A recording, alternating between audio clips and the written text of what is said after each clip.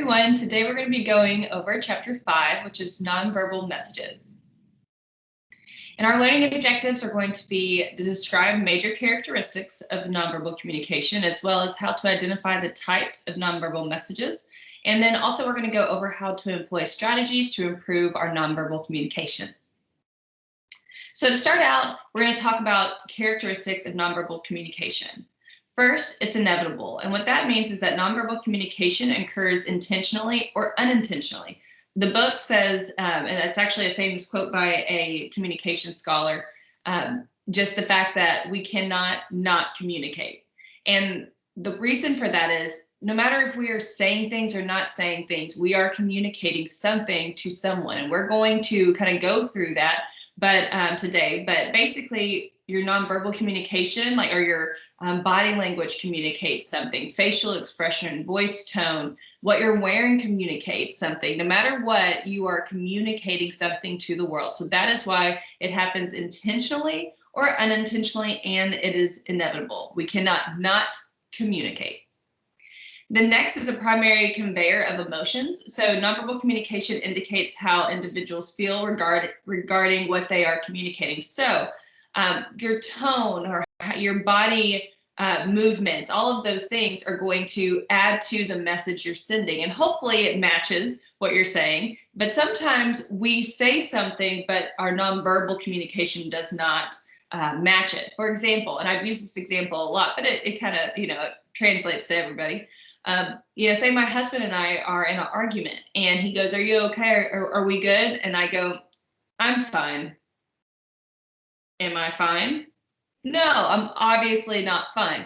Even though I said the words, "I'm fine," you can tell by my body language that I'm not. I'm looking away. I'm kind of like have a face, my tone of voice. I'm fine. Obviously not. It's kind of like if you ever had a sibling or maybe a cousin or a friend that you were really close to growing up, and say y'all are playing with the toy and they took it from you, and your guardian or whoever said to your friend, "Hey, apologize for taking the toy." And your friend said, "I'm sorry." Even though they said they're sorry, are they sorry? No, you obviously did not probably accept that apology. But that's because the way someone says something or the body language we see, that is actually the primary conveyor of their emotions. Even though they might say they're fine, you can tell that they're not, right? So then we have multi-channels. So this means that nonverbal communication isn't just voice tone. It's not just what you're wearing. It's not just your body language. It's all these different facets of that it really convey a true message, right? So like the way you're sitting and the way you're talking, like your voice tone, but also maybe what you're wearing, maybe how your posture, how you're sitting, all those things matter. And so it shows that it's multi-channeled. Also, you can still convey nonverbal communication through different channels, meaning face-to-face. You can even do it via email or text message, like we use emojis, right? Those kinds of things. Or if you put an exclamation point, or through the computer, if you're doing, like right now, how I'm recording my, not my speech, but my lecture right now, how I'm doing that, you can see my face. All of those things shows that there's through different channels, we can still show nonverbal communication.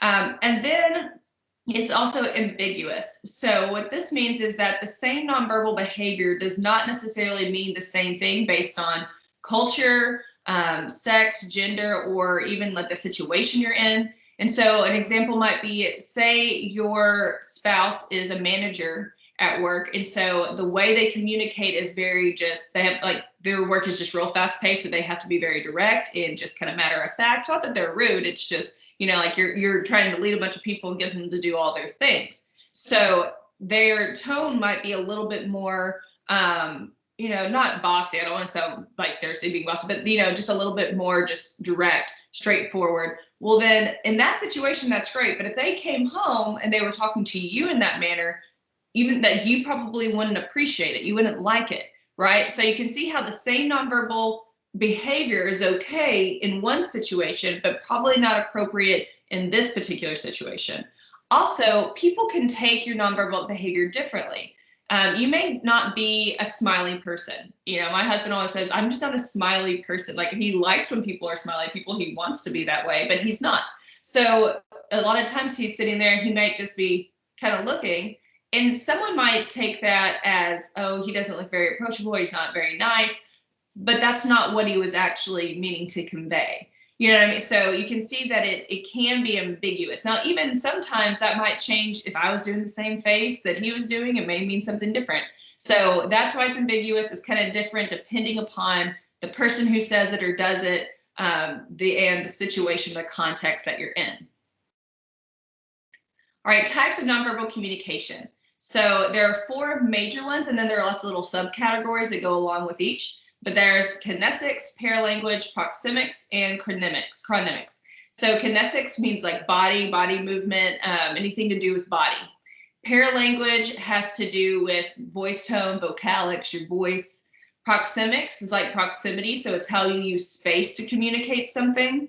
And then chronemics, that's going to be your use of time. If you remember, I think we went over that maybe 2 chapters ago. But chronemics is how you use time to communicate. So first we have kinesics. So this is the technical name for what and how body motions communicate to other people.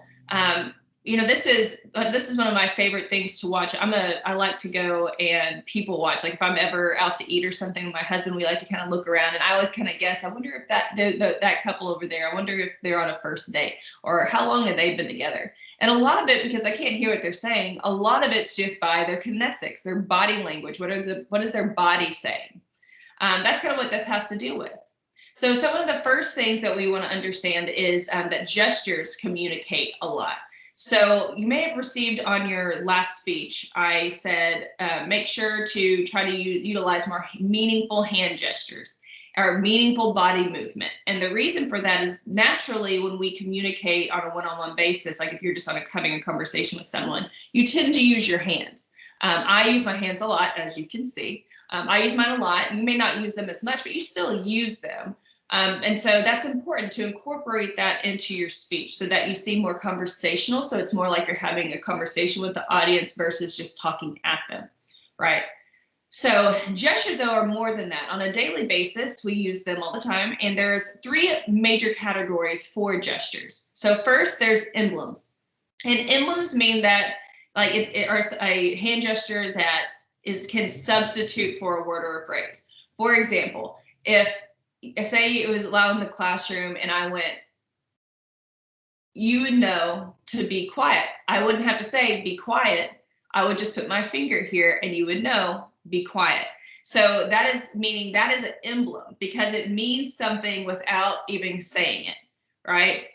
Or like if I couldn't talk, if you're doing something and I went like this, I've been like, good job, right? Like, good, do that. But that's just keep on going, right? But that would be an emblem. So then there's also illustrators. So illustrators mean, or like they clarify verbal messages. So an illustrator differs from an emblem because an emblem you don't have to say anything and we know exactly what you mean, right? An illustrator needs to go along with a verbal message. For example, if I said, oh, I went fishing today and I caught a fish this big. Okay, well, if I didn't use any hand gestures, you'd be like, oh, how big, right? So I would say, I went fishing the other day and I caught a fish this big. Okay, that's an illustrator. Now you can see if I didn't say anything to you and I just went like that, you'd be like, I don't know what that means. Like I went fishing the other day. You know, you'd think, okay, why are you doing that with your hands? That would be, so that's why you see it's an illustrator. It goes along and it enhances what I'm saying. It doesn't necessarily mean anything on its own.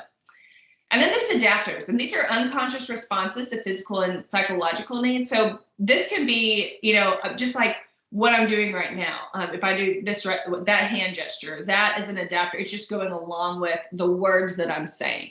It doesn't necessarily communicate anything on its own. It's just kind of going along with it. It also these adapters can also be something like, say you're, I don't know, kind of hungry, and so you may not even really notice it, but you like put your hand on your stomach, right? Or say somebody's talking about how they did a speech on how they broke their arm. And so you just naturally kind of feel your arm, right? So that would be an adapter. You're just moving, and sometimes it's like it's noticeable. You're doing it on purpose. Sometimes it's just you subconsciously do it. But it's to feel it's a response to a physical or a psychological need.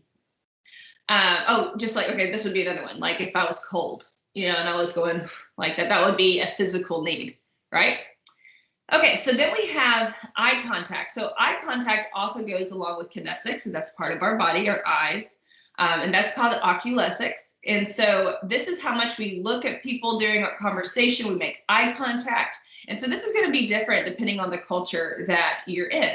For example, growing up, I was taught, make eye contact to show respect. Meaning, if like I was getting in trouble by my mom, and she would usually say, "Look at me when I'm talking." Right. And so I've grown up feeling like if I'm showing someone respect, I need to look directly at them and make eye contact. While in other cultures, that's not the case. It's actually rude to make lots of eye contact. They would consider that like you're kind of challenging them. And that in some Asian cultures, you want to look down whenever someone is maybe rebuking or you're getting in trouble. Like that would show respect. So you want to just be aware of like what's going to make people feel uncomfortable or comfortable in particular situations and in certain cultures. Another situation I always kind of joke about is I went on a first date one time, and he was a really nice guy. We were talking, and he made so much eye contact. Like, I mean, the first thing I noticed was I feel like I kept looking away because it made me uncomfortable. And I don't even know if the guy blinked. Like it was like he just, the whole time he would talk or I would talk, it was just like this, and it made me feel weird, right? Because there's a certain amount, and there's kind of like as we grow up, we learn through our culture what is the appropriate amount of eye contact I should be making. Is this making someone feel uncomfortable? Like in class, when I teach, I try to make sure I look at everyone for a short period of time, but I'm not going to stare at any one student for a long period of time because that would make you feel uncomfortable. Right. So you kind of learn those things. And so you kind of fill out what's appropriate, what's not appropriate. When speaking, it's really important to make eye contact with your audience, because not making any eye contact also conveys a message. It also is telling people, like, I'm not speaking to you, or I'm not being direct, like I'm not directly including you in this. That's why I often say, if you got on your feedback, don't just read your speech, right? When we just read our speech, we make no connection with the audience. We want to look up and make sure that I'm connecting with each person so they know that I'm talking to them. All right, then we have facial expression. So using facial muscles to convey emotions. This one's really cool because this is the only one that actually like transcends culture. Like it goes across all cultures. You will see the same basic 6 emotions expressed in the same way. Like everyone in the world, when they're happy, smiles. Like no one, when they're really happy, goes, "I'm so happy." Like no one does that. Everyone smiles. If they're sad, they have sad, but they cry, they look sad. If they're surprised, if they're fearful, angry, disgusted, all of these basic emotions are all shown the same way across all cultures. And I think that's really cool. Facial expression is also really important when speaking, and even in everyday conversation or in a public speaking format. But you want to think about, what is my facial expression conveying? Understand that people really look at your facial expression to convey your true meaning for things. Remember, like what we just said, that it's nonverbal communication is the true conveyor of emotions. So we look to facial expressions to make sure that whatever verbal message is coming out of your mouth, it matches. So be aware of that, especially when speaking. One of the things that I really try to work on with people when you speak is that you should have some movement to your face, some facial expression. Not that you have to be like, "Hi, everyone, I'm so-and-so." I'm not talking about that. Just natural facial expressions that go along with your tone of voice. Because, as I think we'll talk about tone next, but tone of voice and facial expressions are directly linked. And if your tone of voice, it's really hard to sound angry and smile, or to look angry and be happy. That's hard to do because our voice tone and our facial expression are so tied together. And because of that, when we change our voice tone up and we have lots of vocal variety when we speak, then we use lots of facial expression naturally. So that's why they kind of go hand in hand. If you will use no facial expression, you're probably going to be a little bit more monotone, right? So like if I'm not using any facial expression, you can see that I become monotone here. Even if I try to sound like I'm excited, it just kind of sounds weird and I'm not really doing it right. I have to actually smile to sound happy, or I have to like look like this to sound like, no, I'm not okay. You know, like I have to change my face in order to make the voice tone that I'm looking for. So those two things go hand in hand. And then the next thing we're going to talk about is posture. So the position of your body, how you move your body, that's all important whenever we're speaking, when we're communicating. When we're not even saying a word, the way that we're sitting is important, or the way that we're standing, holding ourselves is important. Just like I think about when I talked about earlier, I look around a room sometimes when I'm out to eat and I like to people watch, and I look at what are they doing? Are they leaned into each other? Say it's a couple. Are they leaned into each other? Meaning that, and if they are, it really conveys that maybe they're really interested in what each other are talking about. Like I'm leaned in, I'm listening. Or are they like this with each other? You know, like just sitting back, whatever, not really. That means I'm not really that interested. And it's not necessarily all the time. Like I said earlier, sometimes things are intentional, sometimes it's unintentional, but it does convey something. Convey a message both to the person that is in the conversation and even onlookers who are watching, right? So our body movements, our posture is really important. That's why also I may have said in your notes or your feedback for your speech, make sure to stand up, you know, like try to like plant your feet, stand tall, make it seem like you're in control here, you're ready to speak. When we kind of slouch or we kind of lean over or kick our feet, it just looks like we don't care or we're nervous. When we stand up straight, it's like it just conveys to the audience we're ready to go. We know what we're talking about. Same like if you were in a job interview, you'd want to think about how am I sitting? Don't just sit down and sit like this. You want to sit up, you know, talk, use your hands, move your body, change where your chest is looking so people know you're talking. If it's like a panel interview, so they know that you're talking to them. Which brings us to the next section, which is body orientation. So the position of the body in relation to other people. This can be direct or indirect, meaning that if you are facing someone like your chest almost is facing each other, that you have a direct line of communication there. That's a direct body orientation. But if you're turned, you're turned kind of away, that would be an indirect. And sometimes when when we are communicating, we use that to show a nonverbal. For example, my husband said, are you okay? And I went, I'm fine.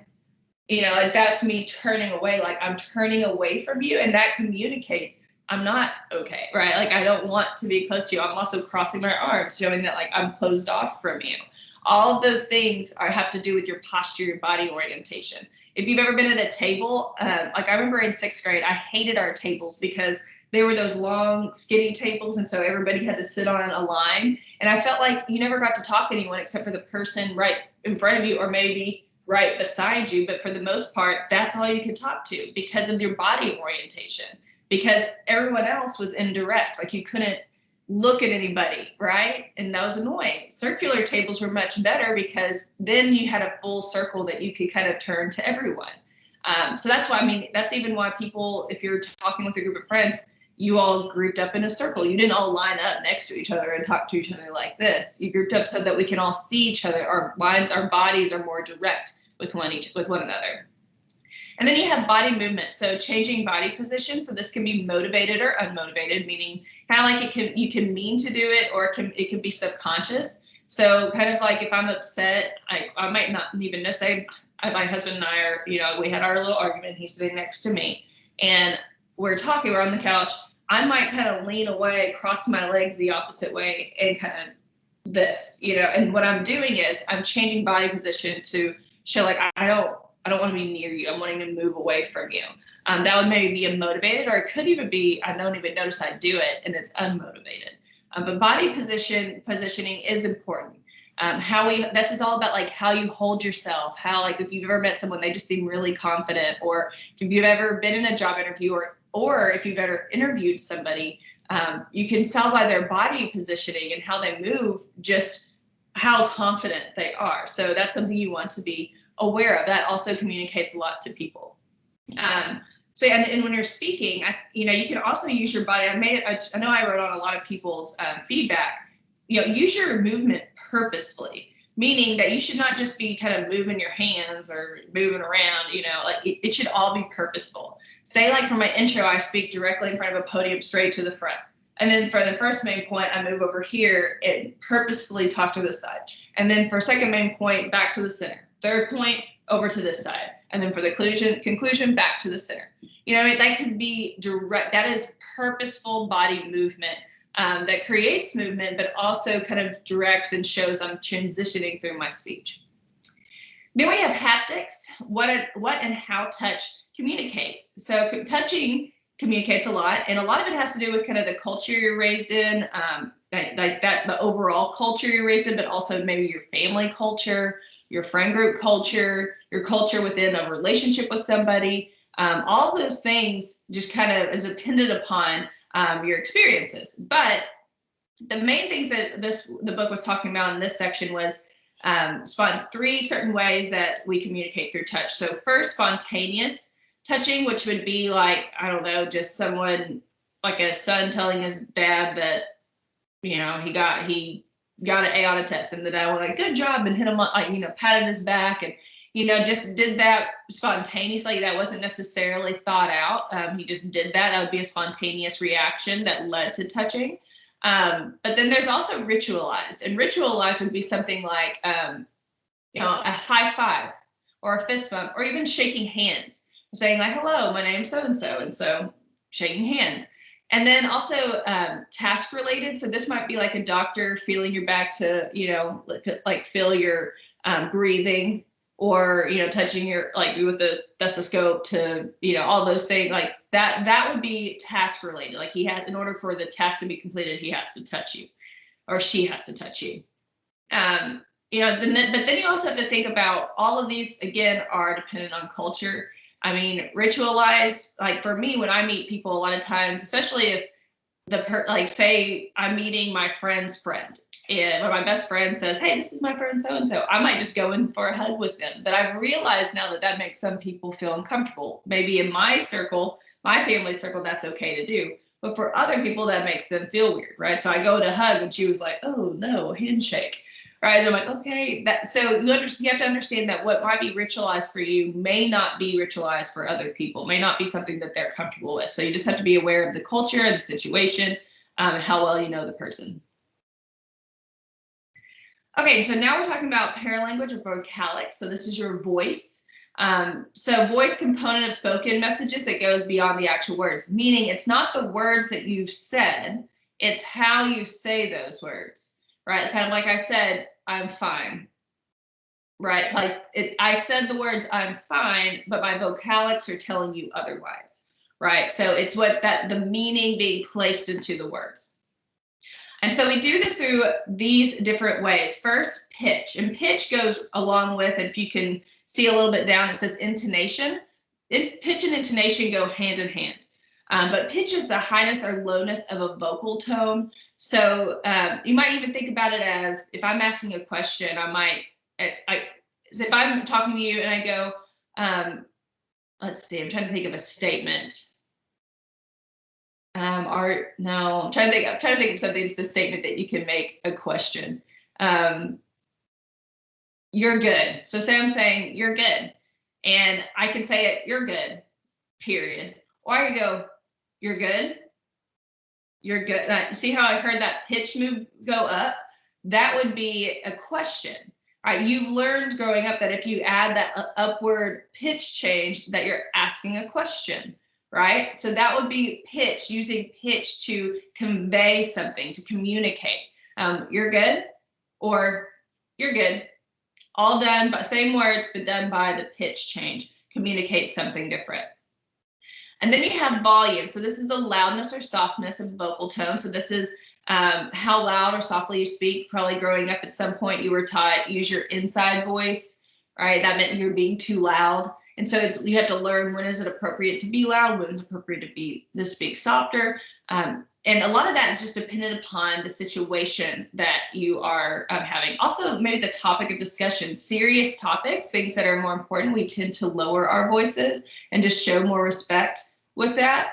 And then also the emotional part of it, you know, how loud or soft we talk is going to be dependent on our emotions. If we're really mad, we're probably going to be a little louder, right? If we're sad, we might be softer. Depending on how we're feeling, that's going to determine.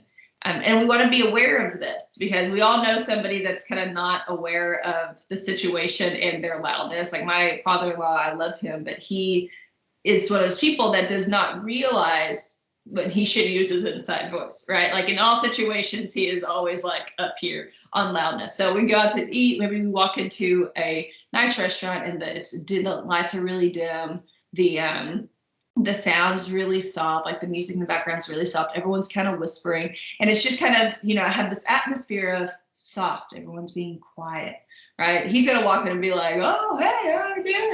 And like, he's gonna laugh really loud, and you know, and I'm just over there like, oh my goodness, you know, and everyone's looking at us. But you have to realize in certain situations, you don't need to be as loud. Or even when you're like public speaking, understanding that I need to be louder when I'm speaking in front of an audience. Because if I'm really soft, it conveys that I might be nervous and I don't really know what I'm talking about, right? So we want to be louder, we want to speak up. And then we think about rate, so how fast someone speaks. And so you and I, every person has their own rate that is natural for them. I tend to speak a little faster, or even certain parts of my sentences, I speak faster and then I slow down on other parts of the sentence, right? But we have a certain rate that we use. It's important, though, to understand that in particular situations, we need to maybe slow our rate down a little bit. Like speaking, public speaking requires us to slow down a little. And part of that is, if we're speaking really fast, it's hard for the audience to understand. But two, speaking too quickly can convey that you're nervous. But then on the same note, if you speak too slowly, it may come off that you don't know what you're talking about. So, for example, if I was talking like this and I was doing this and this is what I was going to talk about, and you would think I was nervous or that I was lying, possibly. But you could also, on the same note, if I said, so this is how I'm going to talk today, and this, you would think, what's going on with you, right? You would be like questioning that. So we want to find a happy place in the middle where we're not speaking too slowly, but also not too quickly. Voice quality or timbre. So this is going to be distinguishing components of an individual's voice. So every one of us have our own unique voice. And the reason for that is because we just have certain qualities about ourselves. Like everybody has these same qualities, but we all fall somewhere on the line of those qualities. For example, some people have a real raspy voice. Like I had a friend growing up, and I think it had something to do with her tonsils, or I don't know, but she just had a real raspy voice. And I always thought it was so cute. Like I wanted a raspy voice like hers. It was kind of raspy, airy sounding. But then, you know, in some situations you might not want that, but that's okay. That's just that's a part component of her voice. So then you might also have someone, like I said, real airy. You also could, if you've ever heard someone who kind of talks like this, like they have something, like their nose is kind of stopped up, you know, like something like that, that is also a distinguishing quality. We all have different qualities where our voice kind of falls on those lines, right? So this is also why you could probably, if I recorded a bunch of people that you knew and I played each one, you could probably pick out exactly who the person was based on their voice quality or how they sounded, because everybody's is unique.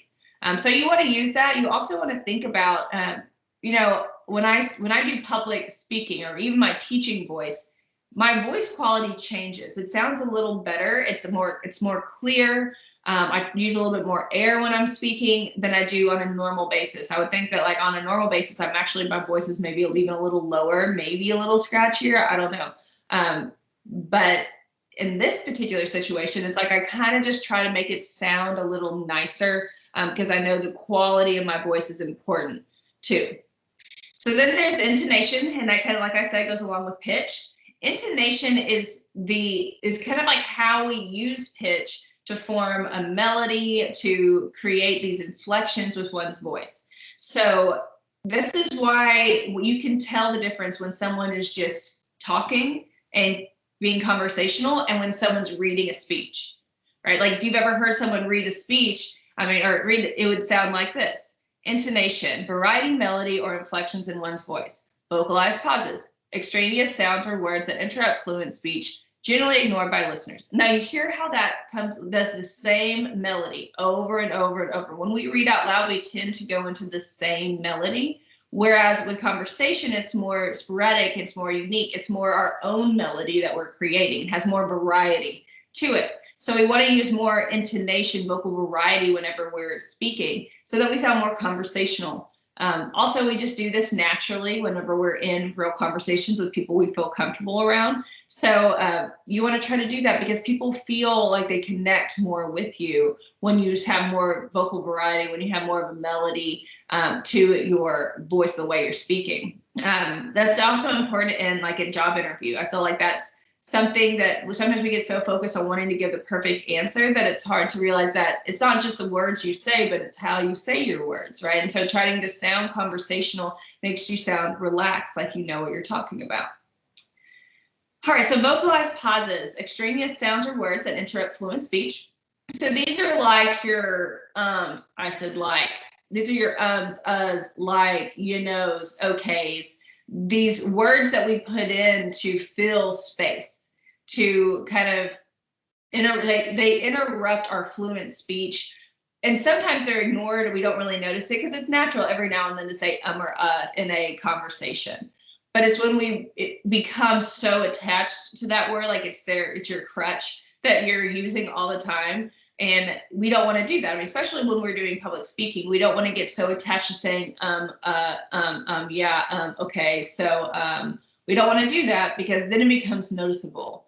I had a friend actually in college, and I swear his vocal pause was the F word. And he just, every other word was just like effing, effing, and then just kept on going. And I was just like, okay, that's fine.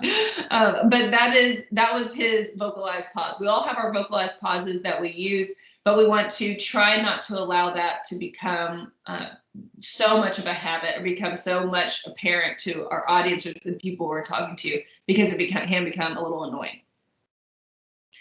Proxemics, so how we use space and distance to communicate. So you've probably heard people say, my bubble, this is my personal bubble. We all have a little bubble that we use that's talking about our proxemics. So we also use that bubble to show something or to communicate things. Like this, the closer we allow someone to be in our bubble, the more that communicates more of a close relationship with that person. The further we want someone to be away from us, or that we try to distance ourselves, it shows the less that we know this person. So personal space there's several different types.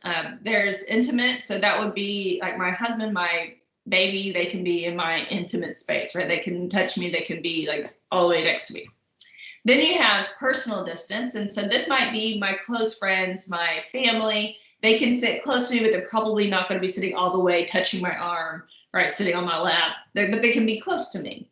That would be personal distance. Then you have social distance, and this is going to be more so, say you're working on a project and you and your partner are sitting together to work on your project, but you don't know your partner very well.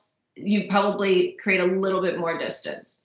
And then you have public distance. And so this would be, you're trying to create space because it's, say you're walking down the street or walking down the sidewalk, and just you and another person, you're coming towards each other. You wouldn't stay directly in line and then brush shoulders. That would be weird. Instead, you would kind of step out to create public distance, to create a space. You can kind of think of it like this. Say I was on the bus. I used to ride the bus to go to grad school every day. So say I'm on the bus and I'm the only one on it. Well, then we stop and one of my best friends gets on. So I'm like, hey, what's going on? So she comes and she sits right next to me and we talk the whole way to class. All right, so the next day I'm sitting on the bus and some guy that I have in one of my classes that I kind of know, but I don't know too well, but we know we're both working on a project. So he comes and he doesn't necessarily sit next to me. He sits maybe across the aisle, but in line with me so we can talk to each other. But he creates a little bit of space because it might be kind of weird to sit right next to me because I don't know him that well, especially when the whole bus is empty. And then so the next day, that would be social space. So then the next day I'm on the bus and some person gets on, I have no idea who they are, but I'm kind of in the back of the bus, so they see me, and so they just kind of go on and sit in the front of the bus just to create that space. So that would be things that you don't really think about, but you understand and you naturally do. And it communicates how well these people know each other. All right, so again, these also has to do with culture and all of that. So in co-culture groups. So depending on how you were raised, these proxemics, these personal space, they might be different. Then you have territorial space, and this doesn't mean like you're marking your territory like this is mine, but it's more that we do kind of in a way mark our territory. Sometimes this is intentional, sometimes it's unintentional, meaning that my house is decorated. Say my office. If you came to my office, actually my office isn't decorated right now because I switched offices. But before, I had it decorated, and I had like my diploma up, I had a mirror, I had a picture, I had all this stuff up on my walls. And that is kind of marking that area, saying this is my space. I even had my name on my office, or I said Helen Peters. So this is Helen Peters' office. That would be marking my territory. But that's intentional because it's my office and that's where I work. An unintentional thing might be like my dad growing up. After dinner, sometimes we watch some TV. And so we go if I get into the living room before my dad did, I didn't sit on the recliner because I knew that was where my dad always sat. I would sit on the couch. And he never told me growing up, oh, you cannot sit in my recliner. I will sit, that's my seat. I just knew that was his spot. That was unintentional. He didn't mean to necessarily make me think that, but that happens. Just like in class, if you've ever gone to class or you go to church or you do something where you sit somewhere the same place every single time, and you come in, you just expect this is my seat. And when someone else sits in it, you're kind of like, well, wait a second, that's my seat, right? So that's kind of an unintentional marking of territory. Then we have acoustic space. So this is the area over which one's voice can comfortably be heard. So we want to think about, this kind of goes with vocalics. You think about the space, like how much of how loud do I need to speak? How much do I need to speak up in order for my voice to be comfortably heard in this particular situation? But that is very much sometimes based on proxemics. How close am I? If I'm in front of a classroom talking, I'm going to speak louder, one, because I have to reach students in the way back, but also because I'm kind of away from my students. If we were sitting one-on-one in my office, I'm not going to speak as loud as I am now because we're closer. The space in which the acoustic space is smaller, so I soften my voice tone. All right, so chronemics and physical appearance. Chronemics, we talked about it a couple of chapters ago. So this is how people interpret the use of time. And mainly this, again, is based on cultural norms, but also it's kind of like we talked about before with monochronic and polychronic people. So monochronic people think 15 minutes early is on time and on time is late. Whereas polychronic people are going to look at time like, oh, 7 o'clock dinner, that's a roundabout time. I might be there on time, I might be a few minutes late, just kind of depends on the situation. So that would be a polychronic person. But we communicate to people different things by the way that we use time. And so you can imagine a monochronic person who gets there 15 minutes early, and then there's a polychronic person who gets there 5 minutes late. Then that communicates to the monochronic person, you don't care about me as a person because you arrived 5 minutes late, which meant that I had to wait 20 minutes, right? So you can kind of see how that individuals can communicate in that way, or they might assume things based on the time, like your timing. So then there's physical appearance, and this is something we don't often think about as nonverbal communication, but it is. If you think about what you wear, how you groom yourself, how you do your hair, all of those things communicate something to you. I mean, if you remember, like I asked y'all a question before about labels in high school. Well, how do we create these labels? A lot of times it's even just based on what you wear. Like if you're a jock, you might wear more of the athletic stuff. If you're a prep, you wear like the button ups and I don't know, when I was in high school, Abercrombie and stuff. But then you have, I don't know, I don't even know who all else there are, but the country guys at my school, and they all wore camo.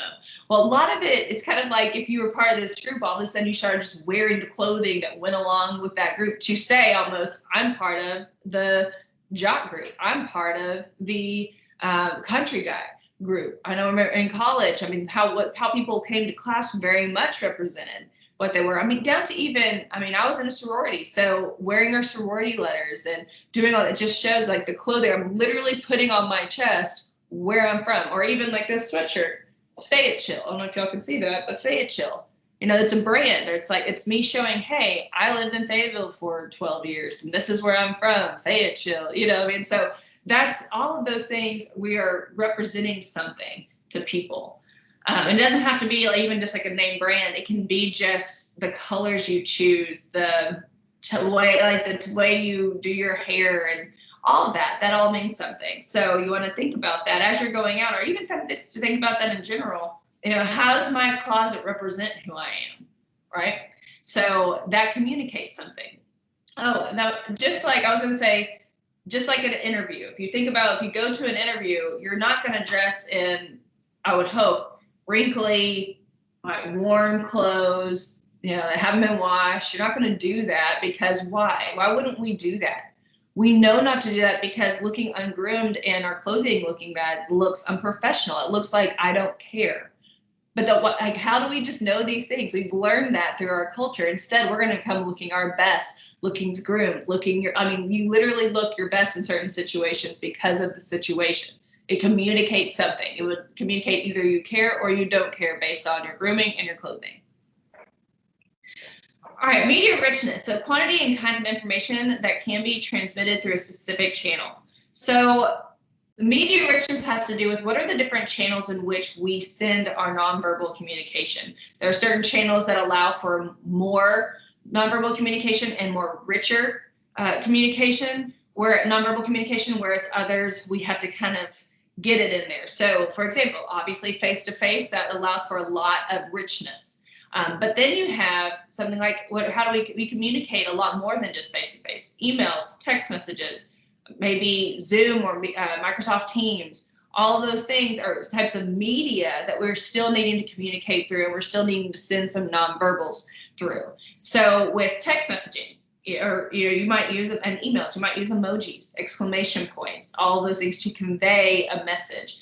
If you ever email me or text me or anything, you might notice I always use exclamation points. And the reason for that is because I want you to know that I'm being happy. I'm responding in a positive way. So you don't feel, oh, she's like, say you're emailing me because you are late on an assignment. And so you're already anxious. I know you're already anxious for emailing me, but I'm proud of you for wanting to get your work done. So I make sure to email you and say, hey, good job for wanting to get your work done, exclamation point. Try to get that in by Sunday, period. Best, Helen Peters. Right? That's what a typical email would look for me, because I know that exclamation point makes you feel better. If I just said, that's fine, period, get it in by Sunday, period, that sounds a little bit more harsh. But why?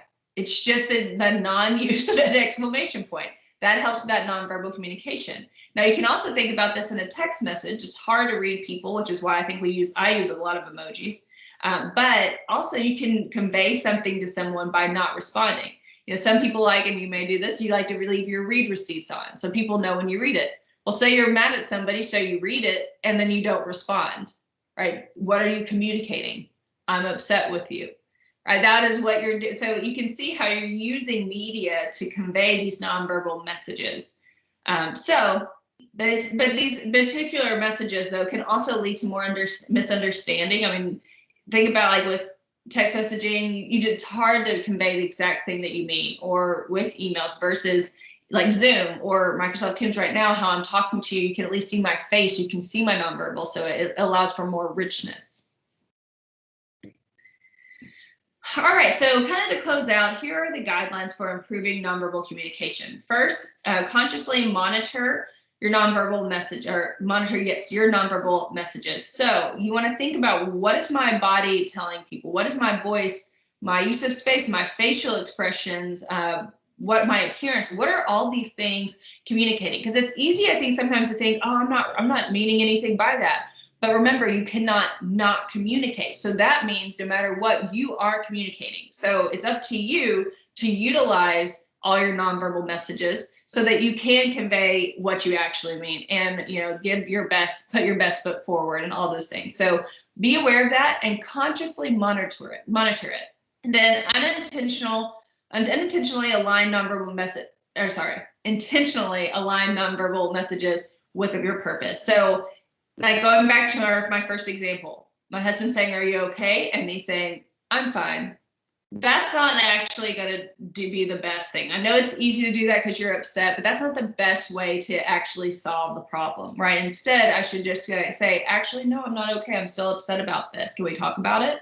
That would be a good way to do it, because then my nonverbals match my, like, what I'm saying, right? So then there's no confusing, because my husband's one of those people that if I say, "I'm fine, look away," he's like, "All right, cool, moving on." And then I'm upset because he didn't get it. Right. So you want to think about that, how instead of saying something that, like, you're saying something that goes against what your nonverbals are saying, put them together so you can make a better message and be better heard. Then adapt nonverbal messages to the situation. Remember that situations call for different nonverbal messages, and remember that nonverbal messages mean different things in different situations. So you want to be aware of that. Don't be too loud in a particular situation. Don't be too soft in a particular situation. But think about, what is this situation calling for? If my friend is telling me something really sad that's going on in their life, I probably don't need to be going, you know, I need to match them. I need to, "Yes, I understand. I hear you. I'm so sorry." You know, you match it because of the situation.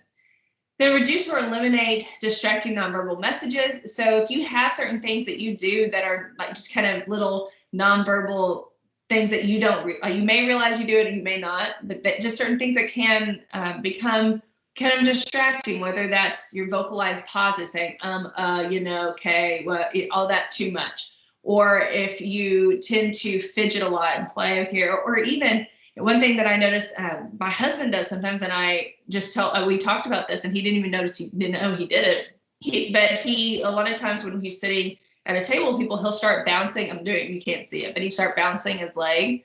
And he doesn't mean anything by that. But to other people, what does that convey? It conveys that he's, you know, bored, or that he is ready to go, or he's trying to hurry. And so I used to, when I noticed that, I'd start to like hurry up what I was saying and try to get done with it so I could, because I thought he was ready to go, because he was bouncing his leg, ready, like he's like, "Come on, let's go," right? That was a kind of a distracting nonverbal message that he kind of was unintentionally meaning to send. So you want to be aware of those things and try to eliminate them. Finally, interpreting nonverbal messages. So remember that the same nonverbal messages can mean different things to different people. So when you're interpreting other people's nonverbal messages, understand that what you may think may not at all be what they meant by it. That's where some misunderstandings can happen, some miscommunication can happen. And so be aware of that. Sometimes I think we get easily offended when some people don't even mean to hurt our feelings in the first place. So be aware. Consider each nonverbal message in context. So think about, what is the context we're in? How are they acting within this context? You know, say that you and your significant other are real lovey-dovey and together when you're by yourself, but then in public they tend to not touch as much, and you're thinking, "Well, why don't you touch me? Are you upset at me?" And they're saying, "No, I just feel uncomfortable like being all over each other in front of people." It's because of the context, right?